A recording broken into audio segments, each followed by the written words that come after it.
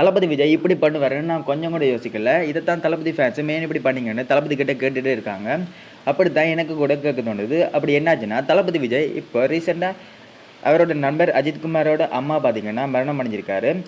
So அவரோட வீட்டுக்கு போய் தளபதி விஜய் அஜித் குமார் அவர்களுக்கு ஆறுதல் சொல்லியிருக்காரு. அண்ட் இது ஒரு நல்ல விடயம். இந்த சந்திப்பை தான் நம்ம பல நாள் பார்த்துருப்போம். ஆனால் இந்த சந்திப்பு இப்படி ஒரு சந்திப்பாக இருக்கும்னு யாருமே எதிர்பார்க்கல. பட் இந்த சந்தர்ப்பத்தில் பார்த்தீங்கன்னா தளபதி விஜய் கூட திரிஷா போயிருக்காங்க. இது எதனாலனா தெரியல. இதுக்காகத்தான் தளபதி ஃபேன்ஸ் கேட்டுட்ருக்காங்க. ஸோ சோஷியல் மீடியா பூரா பார்த்தீங்கன்னா இதுதான் பரவிட்டுருக்கு. நான் பார்த்தீங்கன்னா இந்த வீடியோ ஞாயிற்றுக்கிழமை அப்லோட் பண்ணியிருப்பேன். பட் இந்த வீடியோ உங்களுக்கு இப்போ ரீச் ஆகாது.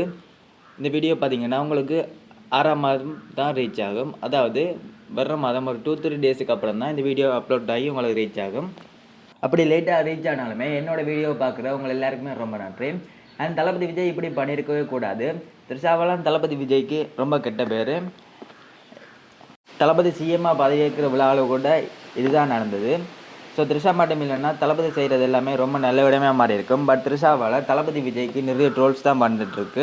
இதை பற்றி நீங்கள் என்ன நினைக்கிறீங்கன்னு மறக்காமல் கமெண்ட்டில் சொல்லுங்கள். தளபதி சம்மந்தமான எல்லா அப்டேட்டுக்கும் நம்ம சேனலை சப்ஸ்கிரைப் பண்ணுங்கள். பட் இந்த நிகழ்வுக்கு மட்டும் நான் தளபதி விஜய்க்கு சப்போர்ட் பண்ணவே மாட்டேன். அது எல்லாருக்குமே தெரியும்.